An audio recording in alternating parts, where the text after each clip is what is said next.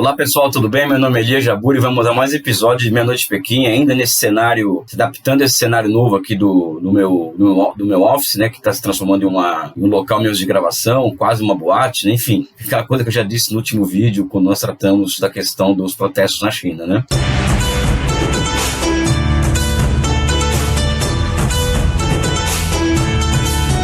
A ideia aqui hoje não é fazer uma coisa bacana, vamos dizer assim, uma coisa que seja alegre, até porque vamos falar da morte do legado, principalmente, do líder chinês que sucede Deng Xiaoping, né, que é Jiang Zemin, que morreu recentemente em Pequim, né, ou seja, de leucemia. Ele já estava com 96 anos, né, nasceu em 1926 e foi uma figura fundamental para a história recente da China. Então, ele é uma figura que não tem como nós não deixarmos de falar nela, até pelas polêmicas que ele suscita, até pelas decisões difíceis que ele teve que tomar enquanto presidente da República, né?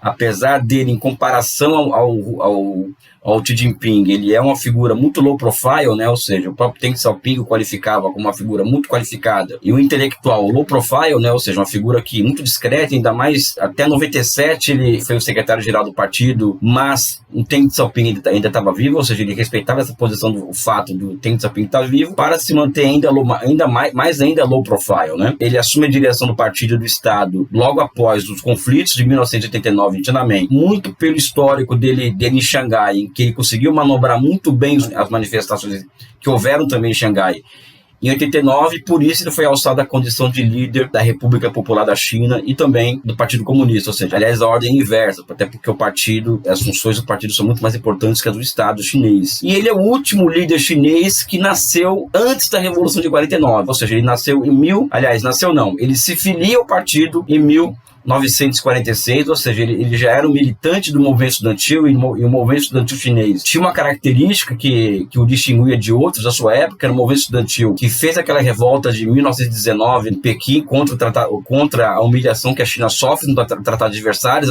daquelas manifestações surgem as principais lideranças que fundam o Partido Comunista, e a marca do nacionalismo revolucionário é a marca principal do movimento estudantil chinês após 1919, tanto é que a grande parte das lideranças chinesas até a década de 80, por exemplo, eles vieram do movimento estudantil nos anos 20, 30 e 40, inclusive Jiang Zemin. E Jiang Zemin, ele se filiou ao partido em 1946 e desde então ele segue toda uma carreira no partido marcada pela carreira de um burocrata. Ele foi um engenheiro formado na União Soviética, né, de altíssima capacidade técnica, tanto é que em 1983 ele assume, por exemplo, o Ministério das Indústrias da China, e em 1985 ele é entregue a ele a grande responsabilidade política de se tornar o prefeito de Xangai. E Xangai é uma cidade que, por incrível que pareça, ela é uma das últimas cidades do país a se transformar em uma zona econômica especial, né? O próprio Deng Xiaoping reconhece que Xangai deveria ter sido escolhida antes, ou seja, no início da década de 80, no final da década de 70, para se tornar uma zona econômica especial. Então, Jiang Zemin, por exemplo, no primeiro ponto, ele é o grande artífice da transformação de Xangai nessa potência metropolitana que nós vemos hoje, essa cidade impressionante. Quando nós olhamos para Xangai, nós observamos, por exemplo, o futuro do que será o processo de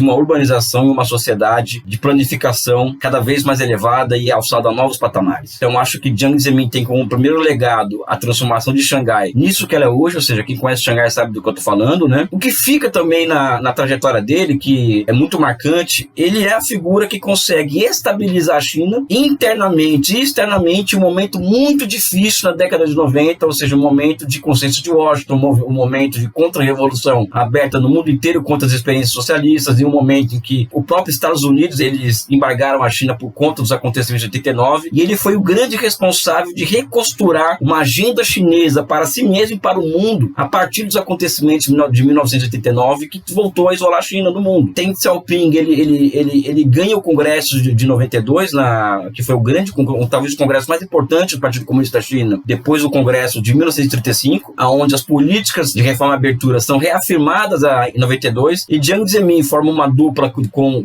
o economista e primeiro-ministro Zhou Rongji, que marcou a história da China. Então, esse primeiro legado que eu coloco da estabilização interna e externa da China, e a estabilização, gosto ou não gosto do que eu vou falar, do socialismo enquanto uma experiência civilizacional, nós devemos muito à capacidade do Jiang Zemin de enfrentar aquela realidade. Eu pensei muito antes de falar isso, ou seja, olha, existe uma figura que tem grande responsabilidade, além de Deng Xiaoping, evidentemente, da manutenção do socialismo enquanto uma alternativa civilizacional. E essa figura, ela é Jiang Zemin, né? Ou seja, eu não tenho hoje a menor dúvida em relação a isso. E não somente isso, pela primeira vez na história, um país socialista, ele se transforma, como eu sempre tenho dito nos meus textos e livros, em uma nova formação econômico-social. Formação econômico-social essa, que é de novo tipo, ou seja, orientada ao mercado, socialista, fazendo parte do mundo capitalista, ou seja, a China passa a competir com outros países capitalistas do mundo, e o Jiang Zemin consegue construir toda a base político-institucional para que a China conseguisse se manter em pé em meio a uma concorrência acirrada que ela se propõe a fazer dentro do mundo capitalista e se utilizando claramente de todas as brechas abertas pelo sistema capitalista internacional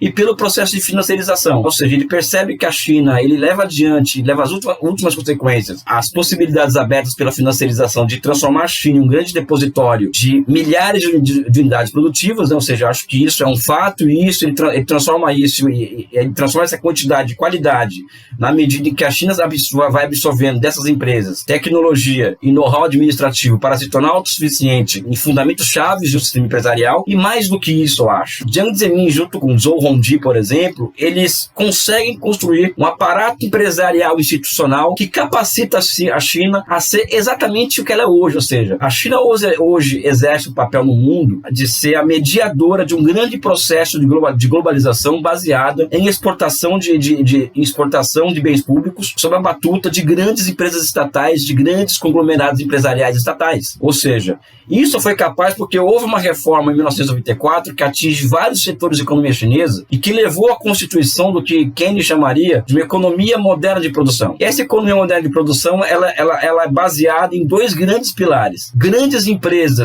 orientadas ao mercado, ou seja, ele faz a transição duríssima de um esquema empresarial de tipo soviético para um esquema empresarial público, porém orientado ao mercado, ou seja, o que é um desafio intelectual e político muito grande. Ou seja, nunca na história da humanidade muitas pessoas estiveram à frente de um processo de transformação de empresas públicas, de países socialistas, em empresas públicas orientadas ao mercado e orientadas à competição com o capitalismo, né? Ou seja, ele consegue engendrar isso ao fazer a reforma empresarial de 94, de onde surge aquela época 199 conglomerados empresariais estatais, assim como também ele faz uma reforma bancária de onde surge, por exemplo, todo esse aparato financeiro na China que baseado basicamente em grandes bancos de desenvolvimento públicos. Ou seja, a China hoje tem 30 bancos de desenvolvimento em nível provincial, em nível nacional, em nível municipal, do mesmo princípio ativo do BNDES. Tudo isso formado à época de Jiang Zemin. E a época em que o mundo experimentava o oposto, ou seja, os bancos públicos de desenvolvimento estavam indo para, assim, sendo tratados como se fosse o grande responsável pela falência das experiências nacionais desenvolvimentistas, por exemplo. Então a China faz o caminho inverso, fortalece o núcleo empresarial, estatal e público da economia ao lado de um grande sistema financeiro público, né? Isso não é pouca coisa. Isso capacita o país o quê? A elaborar e executar grandes políticas fiscais. E é com Jiang Zemin, por exemplo, que em 1999 é lançado o primeiro grande, o que eu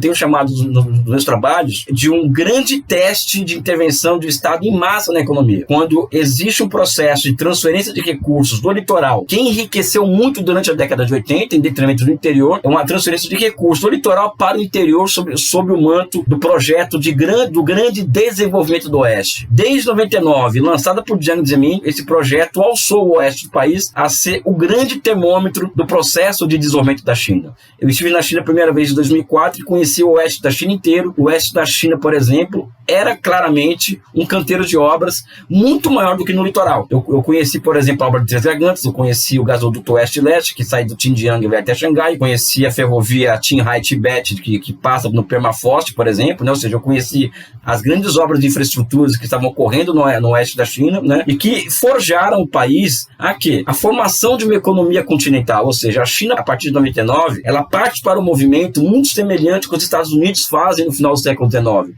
no último quarto do século XIX, que é qual? O da formação de uma economia continental unificada. Inclusive, a China cria instituições semelhantes à do Tennessee Valley, por exemplo, e outras instituições que foram marcantes para a marcha oeste americana. Ela forma instituições semelhantes para forjar o seu desenvolvimento oeste, inclusive escolhe uma cidade para ser a Chicago chinesa, que é a cidade de Chongqing, por exemplo, que é localizada, assim como Chicago, no meio oeste da China. Então, aqui vem um pouco, vamos dizer assim, do legado que nós podemos sentir do Jiang Zemin, né, nos dias de hoje da China, prestar essa homenagem a esse grande líder revolucionário. Agora também, ele é uma figura muito controversa na China, e mesmo entre aqueles que têm na China uma experiência socialista. E eu talvez seja uma das vozes mais dissonantes em relação a isso. Por quê? Porque o Deng Xiaoping, ele forma uma ideia de gerações dirigentes. E cada geração dirigente tem o papel, ou seja, ela vai cumprir um mandato de 10 anos, agora 15 com Xi Jinping, e o papel dessas lideranças dirigentes é dar conta das contradições do tempo deles. E eu acredito que o Jiang Zemin foi capaz, junto com o primeiro-ministro Zhou Rongji, se mostrou capaz de enfrentar as contradições da época histórica que ele viveu. Ou seja, só o fato de ele ter mantido a China como um Estado socialista na década de 90 já seria um grande feito. Isso é fundamental. Agora, evidentemente que as políticas que ele liderou, ou seja, ele amplia a abertura do país e ele abre, vamos dizer assim, uma vaga de privatizações do setor, em parte do setor estatal de economia e em parte das antigas, das chamadas empresas de canteiro povoado, que faz com que e ele quebra também aquele processo lento, gradual e seguro de liberalização dos preços da agricultura, e isso gera um fosso muito grande entre ricos e pobres e um fosso muito grande entre litoral e interior. Ou seja, foram feitas escolhas, inclusive na minha opinião, influenciadas em grande medida pelo neoliberalismo, até porque a China não está fora do mundo, essas influências chegam na China e influenciam na tomada de decisões do partido, né? Evidentemente que ultimamente muito menos do que antes, mas a década de 90 foi a década de 90, ou seja, então o Jiang Zemin, ele é visto também como uma figura muito contraditória por conta das consequências de muitas políticas negativas, das muitas políticas que ele levou a cabo na China. O que, a meu ver, por exemplo, tem tido tentativas de conserto desde a época de Hu Jintao, que se aprofunda com o Xi Jinping, ou seja, as contradições do desenvolvimento vão se acumulando e elas vão demandando solução até para que o processo continue. E nada disso, sob meu ponto de vista, diminui o papel histórico dessa figura que nós todos temos que conhecer e estudar sobre ele, né, para nós entendermos melhor a definitiva década de 90 no mundo e na China em particular. Eu vou ficar por aqui com um forte abraço, um beijo no coração de vocês, né, e estudem a obra, a vida de Jiang Zemin, porque se nós estamos aqui hoje, inclusive falando do socialismo, eu acho que nós devemos muito à presença dessa figura no cenário mundial na década de 90. Um forte abraço e um beijo no coração de vocês.